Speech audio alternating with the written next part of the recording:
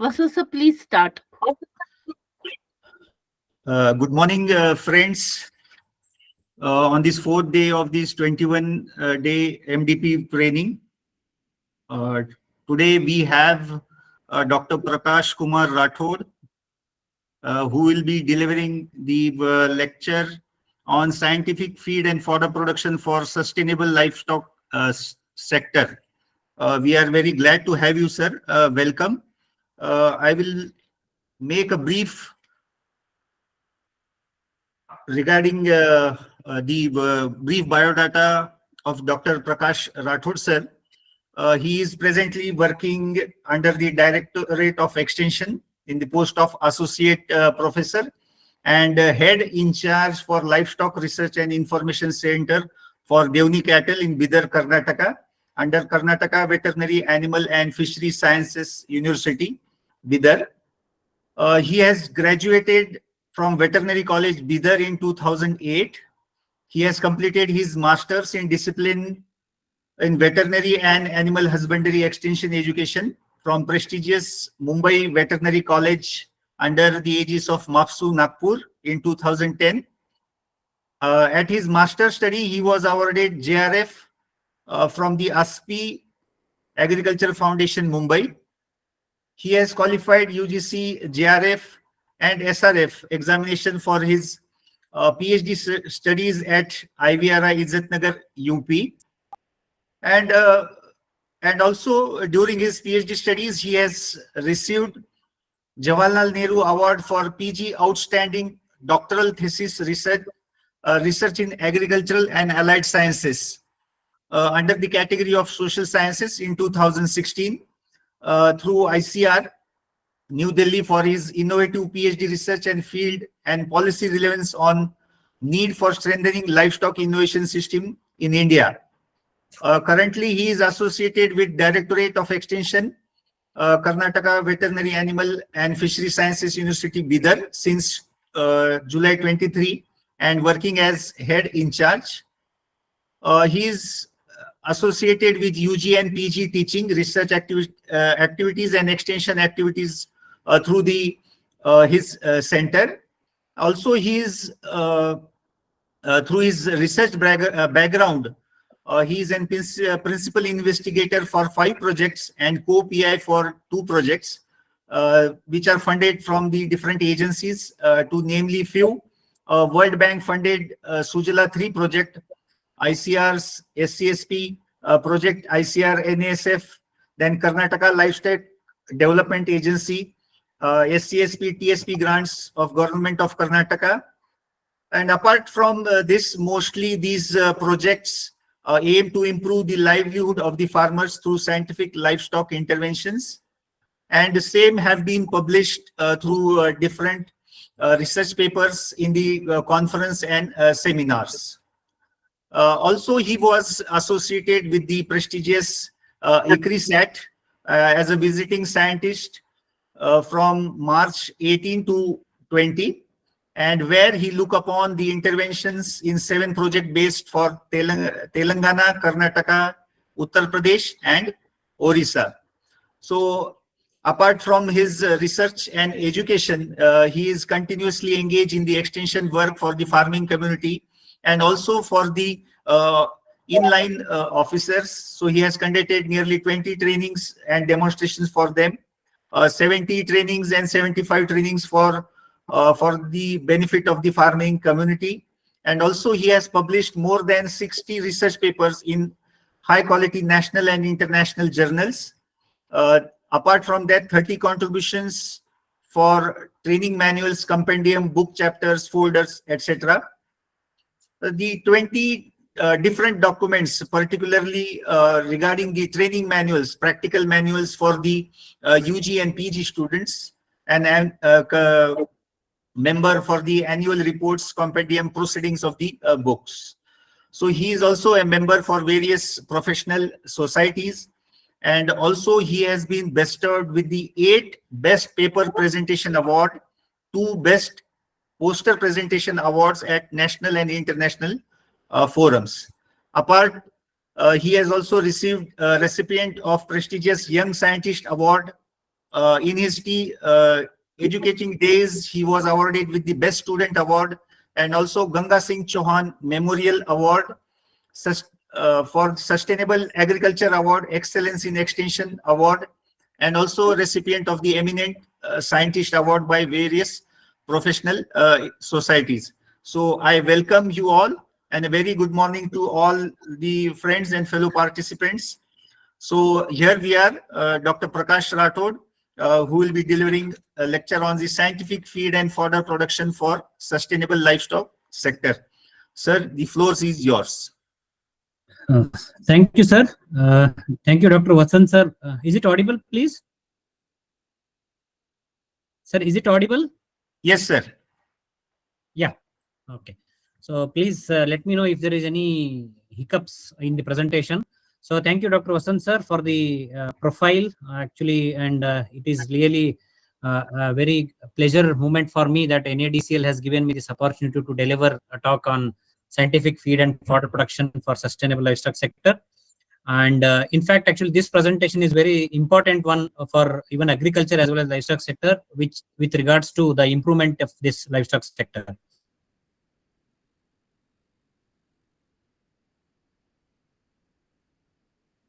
And my basic presentation would be revolving around some of my some projects in Karnataka as well as. So I would just like to.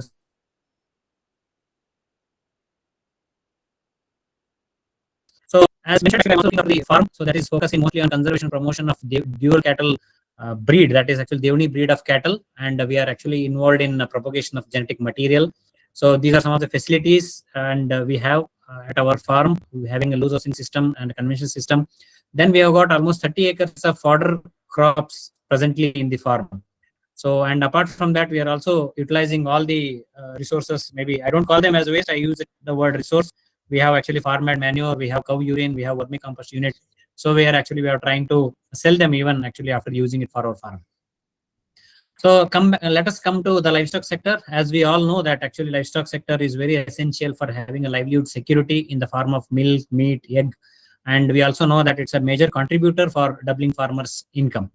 And because before I actually get into the actual presentation, I just want to say what is the status of extension, because we keep on blaming the extension system, and we are also part of the system. I'm also part of extension, but we should understand that extension is actually very sporadic in our Indian scenario. It's very casual, and it is, I can say, even highly unorganized, because we know many things to be done in extension, but actually we are not able to do it because of one or the other constraints, maybe budget, maybe human resource, maybe infrastructure, whatever it is. And next is we had an experience, like I did my PhD from IVRI, and I worked with Dr. Mahesh Chandar.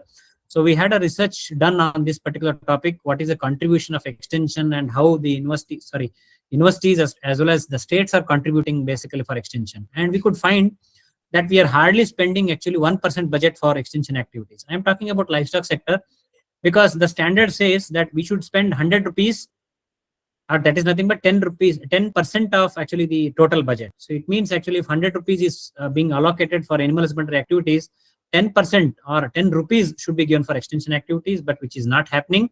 Hardly actually we are seeing it to about 1% of the budget for extension. And that is why actually we are not able to do better in extension.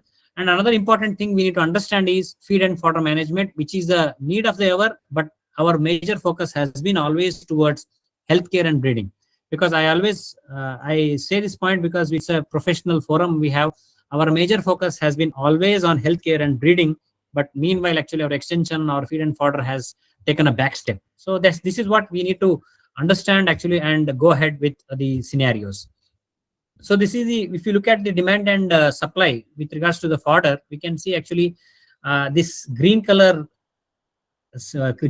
bar charts. What you are seeing is actually the green fodder demand, because we know there is a lot of demand, and it is in terms of million tons. We see that actually every year actually the demand is increasing, and we have an estimate done by actually IGFRI that is till 2050. So that is how actually we are working with. And then actually we have got green and dry fodder deficit. In fact, So we can see the deficit actually up to 2050. So these studies are done by actually IGFRI agency.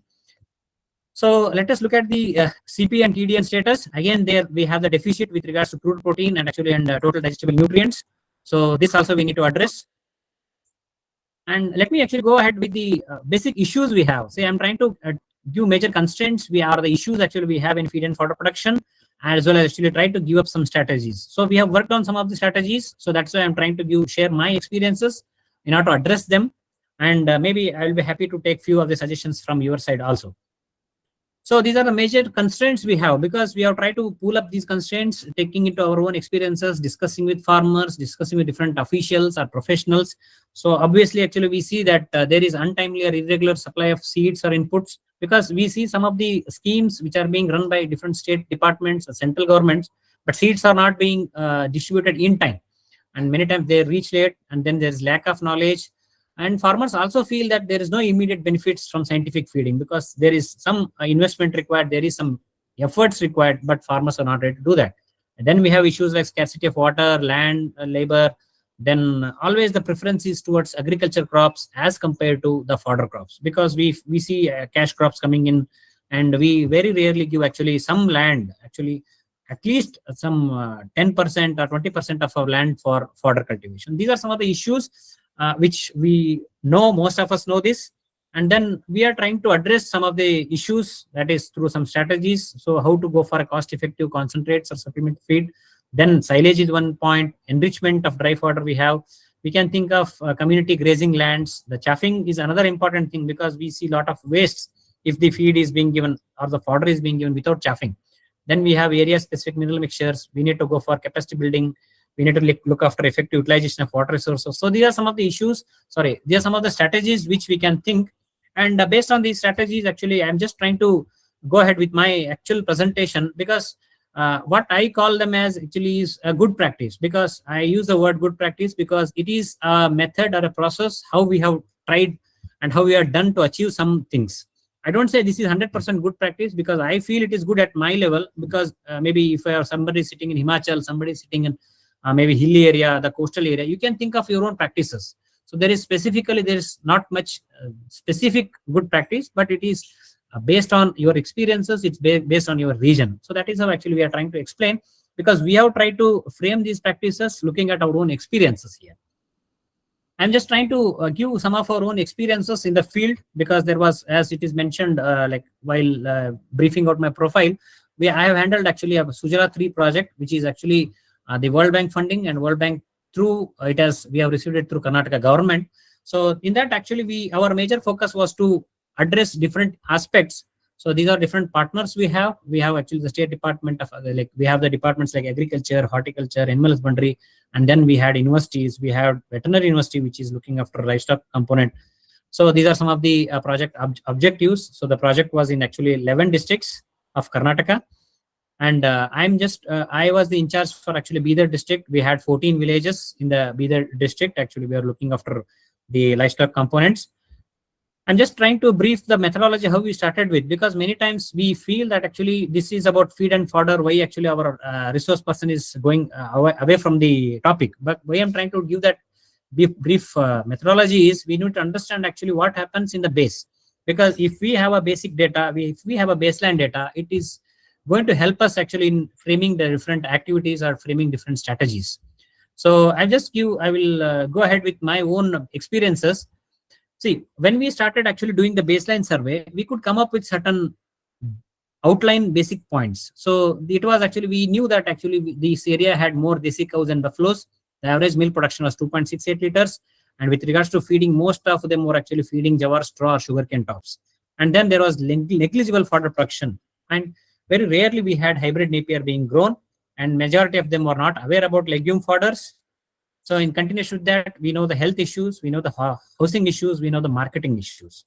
And then in the same way, actually, if we look at goat and sheep production, we have Bidri and Usmanabadi goats little prominent here. We see actually extension system, and we see flush feeding and transition feeding is completely absent. Then the market is again unorganized. See, the point of giving this basic outline is this will help us actually in planning the different activities. See, based on the gaps I have in my field areas, in my project areas, I could actually frame certain interventions. See, the first critical gap was low productivity. So I feel so this can be addressed using the interventions like promoting balanced feeding, maybe increasing green fodder availability. Then we had green fodder shortage. So you can think of cultivation, you can think of fodder trees.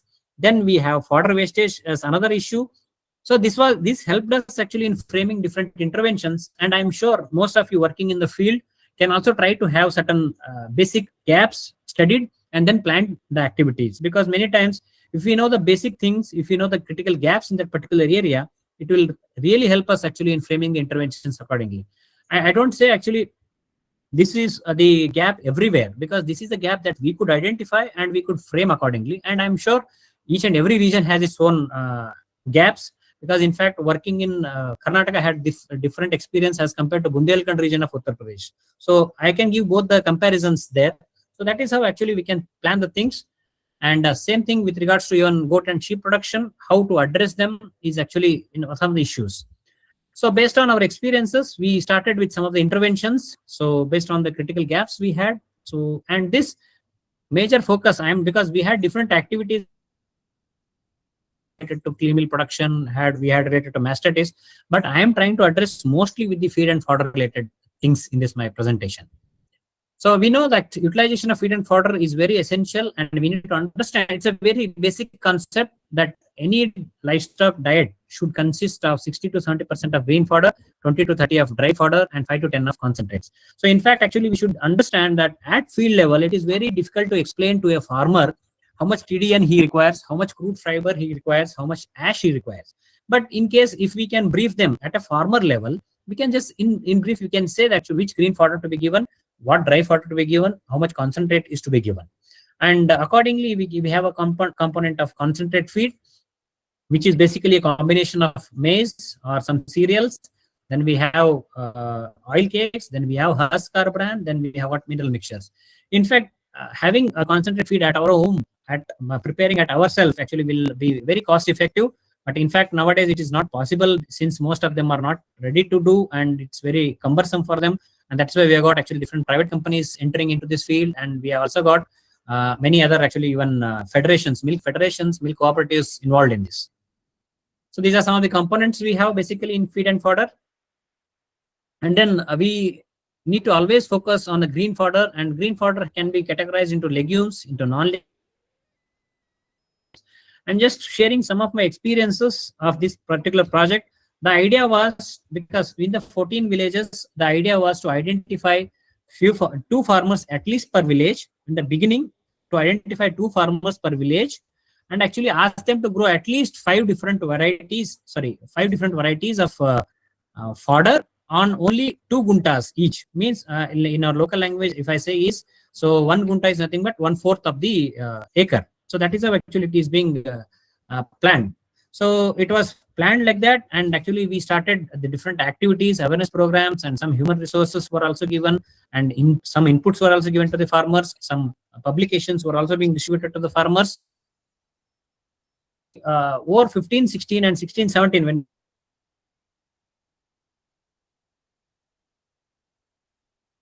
we started the project, so we had initially 9 varieties, and then actually next year he moved to only 6 varieties.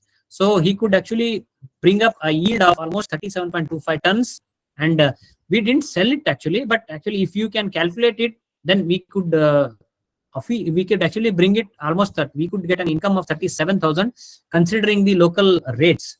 And then later on actually he, as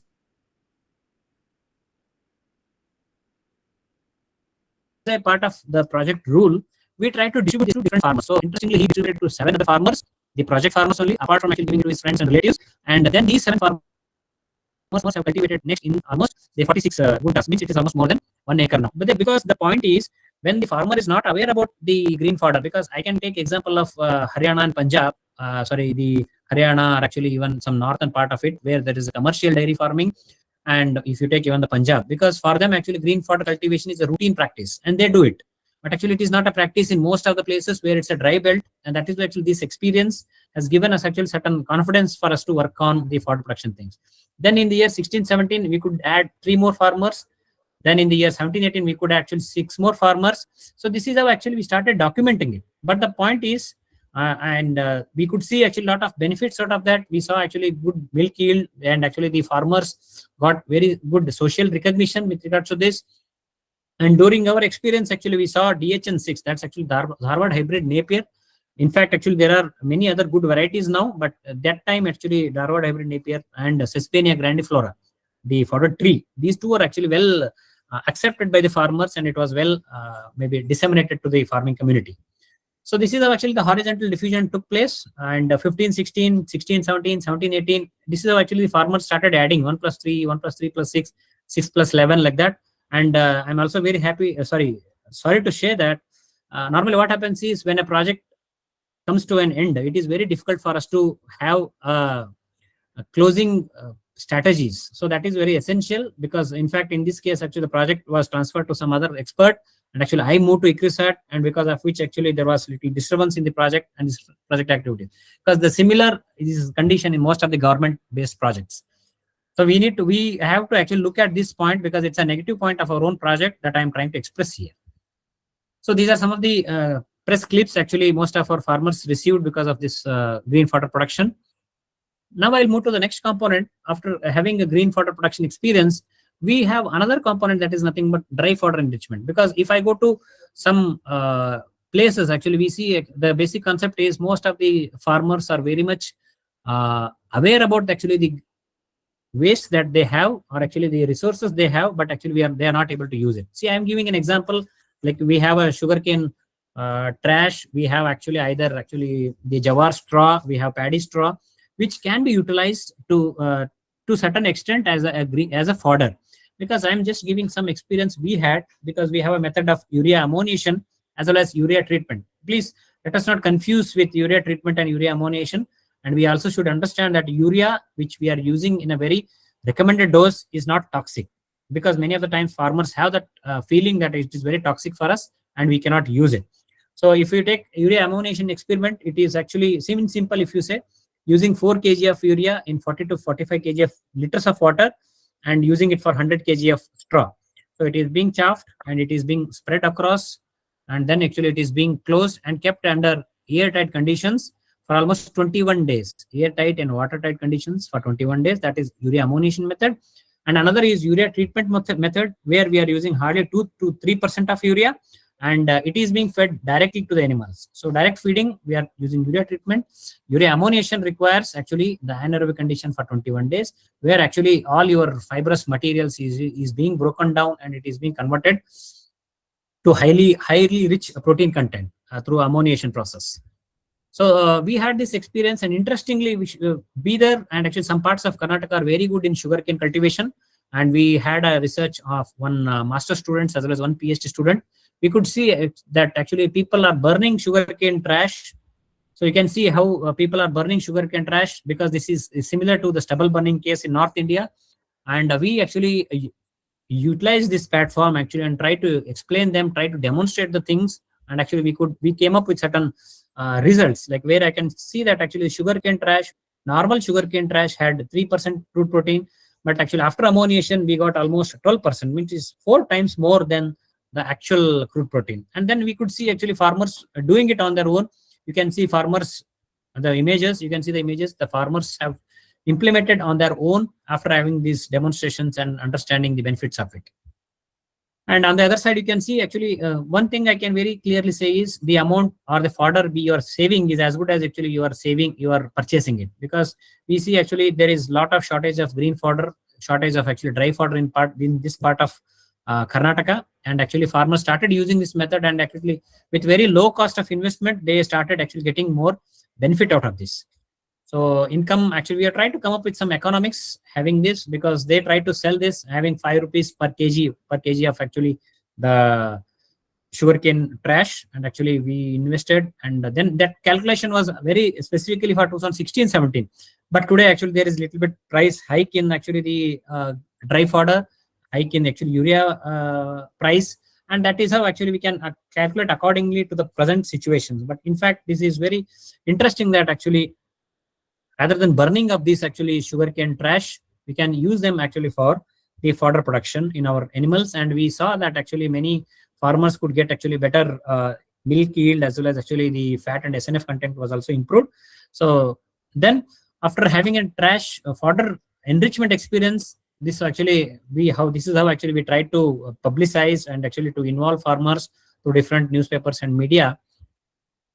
Next, I'll be moving ahead with another component that is nothing but silage making. I'm just trying to touch upon different things which are with our own field experiences, because we know silage making, which is actually a process where actually we have thick stem crops. We just try to cut them and actually chaff them and store them under anaerobic conditions. That is called as ensiling.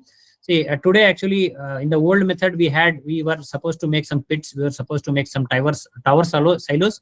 But today, actually, you are able to get some silage bags. You can see actually how the farmers have started using the demonstration method, and actually we try to educate them, and they started using the silage bags. So this actually is very important. And one thing we need to understand is, many times today, actually, everybody feels that actually I need to go for silage. And we also see some lacunae in the government system that each and everybody is getting a silage bag. One thing is very clear: if I have actually silage if I have green fodder for myself for 12 months, I don't have to go for silage. But if I need to think of some additional plans, like for example, I have actually good rains in this rainy season, so I can't get actually the green fodder in next season, maybe in the summer season. So in that case, maybe I can plan for having a silage, because which will be helpful for us in the lean season. This is what is the basic concept. You should have surplus green fodder to go for silage making. So if you do not have actually surplus green fodder, there is no need of going for silage making. And this is the basic concept we need to understand. And actually have tried to conserve this green fodder in the form of silage. So they try to make in water containers, they try to make it through the pits, they could make it through the silage bags. And these are basic concepts actually how farmers have started utilizing it. And coming ahead with the business model, again, there is a company actually which is based in actually Telangana. So this is a company, Cornex Silage. You can even Google it.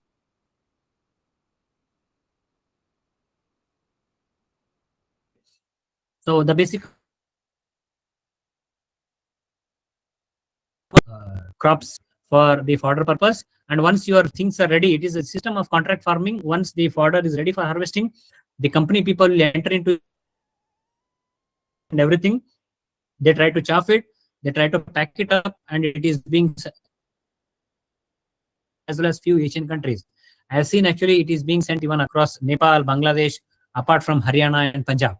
So it means actually this is a business model which we need. We have many youngsters, actually many educated people.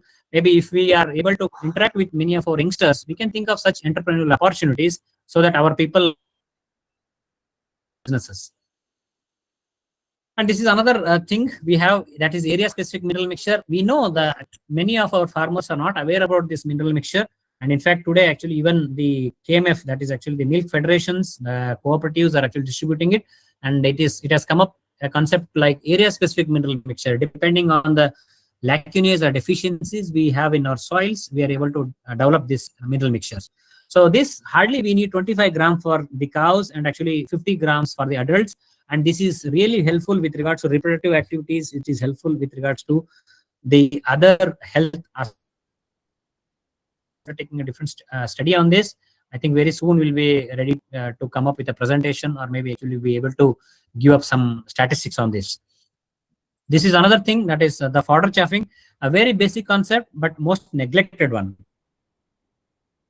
I have seen actually in Karnataka, I have seen in some parts of Maharashtra, where actually I was doing my master's, because we feel that actually we don't have much time, but because we have not realized actually the importance of fodder chaffing, because that is why actually having a better palatability actually, or actually having a better rumination process, we need to go for the fodder chaffing, and which can even reduce. Either it can be a manual method or it can be through the machines, but only thing is fodder chaffing will address almost 70 to 80% of our problems. So this is the another important thing that is related to tree fodder cultivation. So as a part of our project, actually we could promote actually sesbania as well as actually and hedge lucerne. And but only thing is actually sesbania and subabul, but farmers preferred sesbania over subabul. and we could actually go for some nursery plantations, and actually we started to distribute it to the farmers, and actually they have used it. So you can see how the farmers were able to were able to happy with the fodder tree plantations.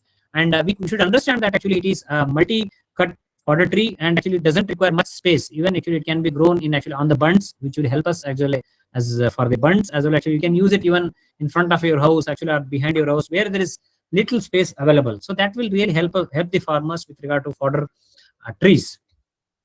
So this is again the conventional feed resources we have, because in fact we have this, and there are some very negligible studies on cactus. We have negligible studies on banana stem and sunflower heads. But only thing is actually how to use them is very essential, and we need to look at them and actually look at the scientific backgrounds behind working all on this. So we could actually try to come up with certain publications as a part of agriculture extension in South Asia with regards to our fodder experiences, then actually sugarcane trash utilization. And I'll be going ahead, and I have seen actually some farmers using spent malt, because I was part of ICRISAT, and I could see some farmers nearby Hyderabad, nearby Goa, nearby actually in Haryana and Punjab using this spent malt. And we also could see that it is very cost effective. It is having less cost, having a better nutrient composition. But we need to understand actually we need to still look for a long-term study on this, because there are some veterinarians complaining, there are some farmers complaining who say that actually more feeding of spent malt or maybe the brewer's grain will cause certain other issues, maybe the genetic issues as well as actually some other issues related to reproduction as well as actually the these are the issues. And actually there is a long-term study required, because we were part of this spent malt feeding, and we as in ICRISAT, and we could see many farmers using it. Actually many farmers got the cost effectively, but we need to have a long-term study on this. So even there are different methods, just like we have silage in case of direct green fodder. It can be done by direct feeding or direct ensiling as well as drying. So we need to understand that feeding of this spent malt should be done hardly within 24 hours or 24 to 36 hours, because if you leave it for more time, actually there are chances of contamination, fungal growth, which will again cause certain issues to our animals. So feeding it within 24 to 36 hours, but having a long-term study on this is very essential now. So this was having some experiences, and this is again the strategy that we could plan for actually Bundelkhand region of Uttar Pradesh, because the biggest issue, I don't know if we have some participants from Madhya Pradesh Bundelkhand region as well as actually the Uttar Pradesh Bundelkhand region. One biggest issue we have is the Annapratha, because the practice of having stray cattle, and we have a large fallow land. So we try to address that issue as well. Actually, we had some strategies for the Bundelkhand region of Uttar Pradesh, and we started working on that. And I'm also happy that we could merge up our technical aspects with the field level. The farmers who are not growing actually green fodder started growing, and we could see actually Barsim, and we could also see many other fodder varieties. And you can see actually we had crop cutting experiments in case of fodder, and we could also see some farmers growing it and selling it in their fields. So there was a very good news coverage in that particular Bundelkhand region that we could reach 24 villages actually as a part of Bundelkhand projects. So again, this were also being published as a part of the publication activities. And I'll be going ahead with a few other experiences, because we have field level experiences, then we also have a public-private partnership, we have institutional approaches, in fact. So I'm just giving one or two examples. One example is of the Tamil Nadu Veterinary University, where actually they started tying up with the farmers. So take a case because it was started in 2012 and the activity is still being worked out. What they do basically is they identify interested farmers, they give a good germination seeds to the farmers will grow the fodder. Once the fodder is ready, the fodder seeds are being harvested and it is being given back to KVK, and KVK is actually packing it and it is selling it. So now we have actually a win-win situation for the university, for the government, as well as actually for the farmers, because we know farmers are ready to grow because they have land, they have water, but they need some work, they need some business. So this is an appreciable model that is being done by Namakkal KVK in Tanvas. And in the same way, actually, I can give another example of a veterinarian actually who started a small fodder cafeteria in Nagpur, near Nagpur, because this is a case of actually a village, veterinary dispensary in Nandpur village, where actually the concept started in 2014, because we see most of the veterinarians or most of the veterinary hospitals have certain land with us. Maybe we have half acre, we have 1 acre. So what we can do is have at least few fodder seeds, fodder varieties. Maybe when a farmer comes to your place, okay, if he's having some time, he can go around the fodder seeds. Or actually, if you are not in the office, at least you'll be happy to see your fodder seeds. You will try to get some knowledge about this. And this is the concept where it was started in Maharashtra. And because of actually, obviously, the government systems have their own limitations actually. So that is just giving certain approaches actually how an institutional approach can be built up as an individual. Because being a veterinarian, being a LDO can also, we can do this exercise. So then this is actually the glance of Fodder Cafeteria when it started in 2014, and they slowly started generating some revenue. They started giving it to different farmers on a very nominal basis. And we have experiences of Acacia where actually you can use it in emergencies, and many NGOs are also working on this particular concept. And we have actually the hydroponic fodder, because in fact there are advantages and disadvantages with hydroponic fodder. But if we have a very less space, obviously we cannot grow it in a larger space. So we can think of this. We can have a very low investment with regards to the economic model, hardly 1.2 to 1.3 lakhs. And actually, if you want to go for a good structure, it is a steel structure and it will cost more than 2 to 3 lakhs. But only thing is, again, it depends on how many trays you want to have. It depends on the structure you have. It depends on the infrastructure you have. I normally say that if we have a very less land, we don't have any other option to do, maybe we can go for hydroponics, or else actually we can go ahead with our routine conventional method of fodder cultivation. In the same way, actually, we have Azolla. Azolla, although it is good with regards to the actually nutrient composition, but the field level application, field level adoption is very poor. The biggest issue we have faced is with regards to the cumbersome process, because we need to have a daily monitoring. We need to keep changing the water. We need to have changing the plastic sheets. And actually, again, sometimes if there is a smell with the Azolla, which actually animals may not be comfortable. But in fact, actually, it has a better nutrient value, but it has got little, I can say, actually limitations with regard to the field level adoption. So we all know the importance of sprouts in cattle feeding. Not only the cattle, we can use it for even any other animals also. So that's actually, we need to have it with regards to many health issues, the reproductive aspects, and it is very beneficial for our animals. So after going with some of the field level experiences, I'm just trying to give 2 or 3 entrepreneurial opportunities we have, because I gave one example of Cornext Silage where they are working. And then we have a company, which is a global company based at Hyderabad, that is Advanta. They are actually involved in fodder seed production. Then even they are also happy to share some of their sample seeds. If you want to grow on a small land, they will give some certain varieties free of cost. You can grow. And if you're happy, you can try to collaborate with them. And this is the fodder seeds. Today, it has become a very big business company. You can even Google it later on. Then we have another one, that is Foragen, which are involved in forage seeds production. And apart from that, we also see many other farmers who are growing on a very small scale, and they're actually able to circulate it among the farmers. They're able to pack it up and give it to different places through courier services. And same again, this is again the case of our own farm, the LRIC, the farm which I am heading. So we have actually, I consider this as an institutional approach where we are trying to have different fodder varieties. I told we have got almost 15 different fodder varieties, and we have a very beautiful fodder museum with almost 30 different fodder varieties, maybe 10 by 10 feet of fodder museum, because one fodder area block 10 by 10 feet for actually the hedge lucerne, for actually Napier, you have it for super Napier, you have red Napier. So different varieties we have tried to cultivate, and we are having an exclusive 8 acres of land for grazing of our own animals. So the only animals, and we even started having a vermicompost unit, and we also are actually, as you can see, actually the old fodder chaffing unit which has been modified, being renovated. Because why I'm trying to tell is because we can think of an institutional approach, how small approaches we can really help the farmers, as well actually we can really help the other officials. See, these, along with that, we are also involved in actually revenue generation activities. All, I'm giving the example of fodder seeds, the milk, the auction of livestock, the cow urine, everything we are able to actually sell, and there is a lot of demand. I'm trying to give this chart for the last 4 years. You can see, because our presentation is on fodder seeds, you can see from 2021 only we had 90,000, then we moved to directly 4.2 lakhs, and then it is 5.34 lakhs. So there is an increasing trend for fodder seeds, as well as root slips, as well as actually the fodder stem cuttings. There is a lot of demand for fodder stem cuttings in terms of you have actually napier cuttings like the red napier, you have got super napier. So there are all different varieties which have been developed over the previous traditional varieties. So from DHN6, we had actually the Coimbatore varieties, we had actually the Harvard napier varieties. Then things have been, we had good research. Hello.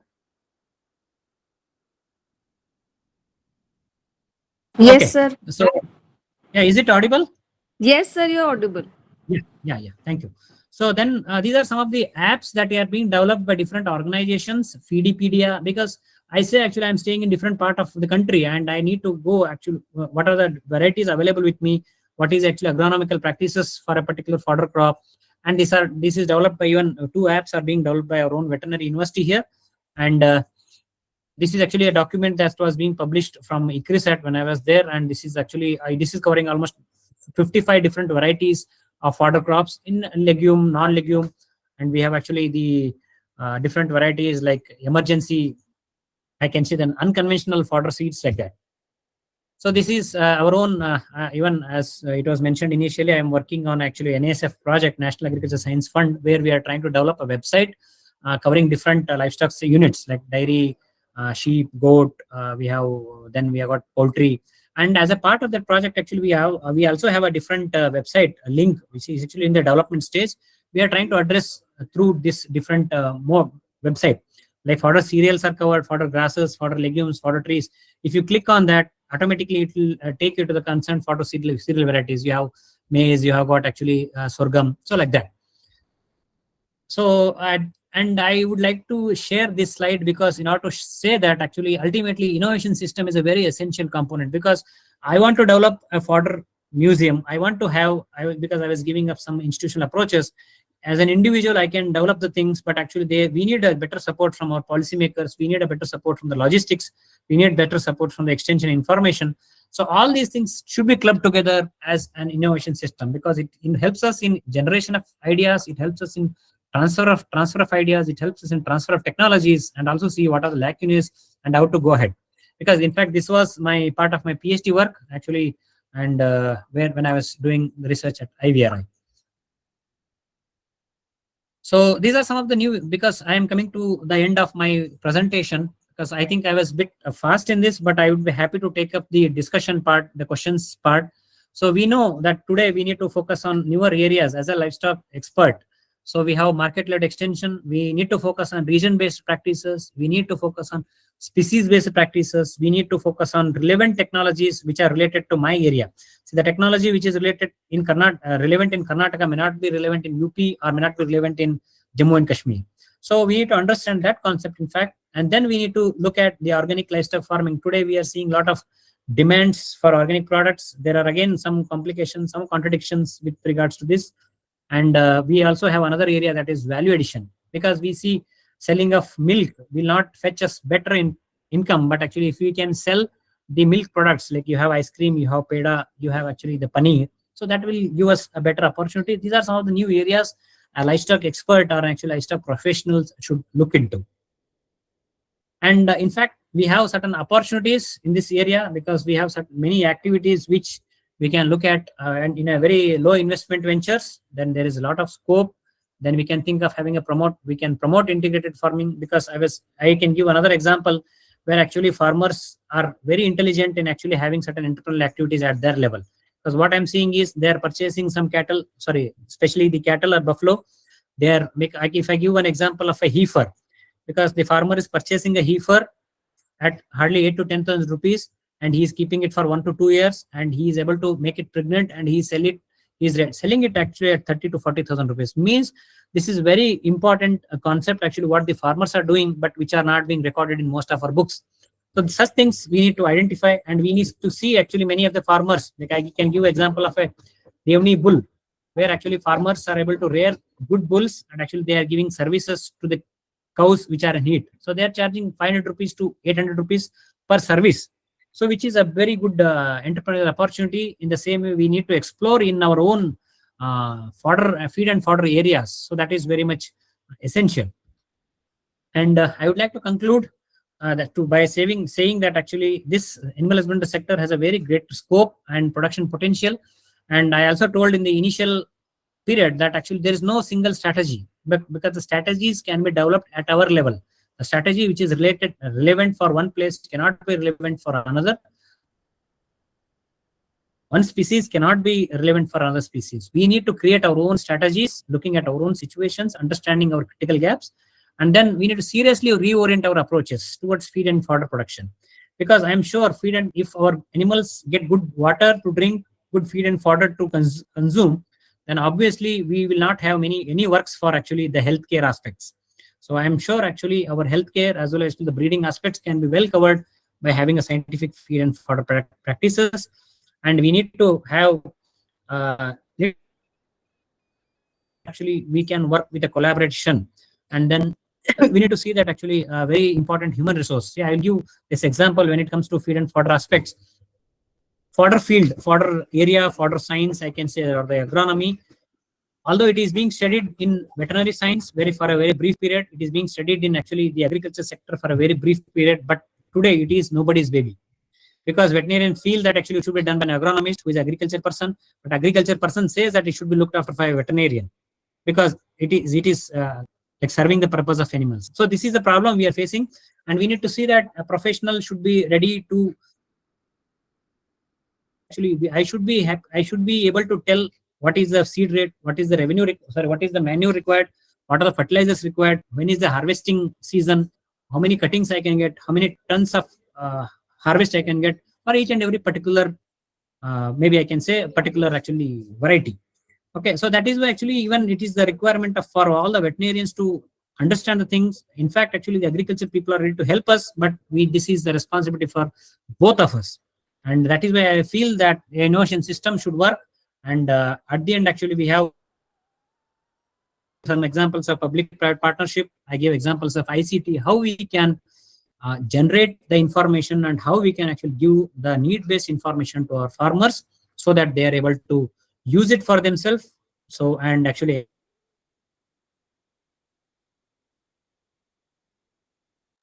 accept that, but actually this is a beautiful Livestock campus, and this is IVRI, and I thank both these institutes as well as my own institute for giving me this, I can say, this experience.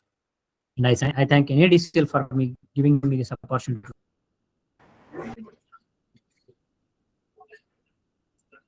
to share my experiences.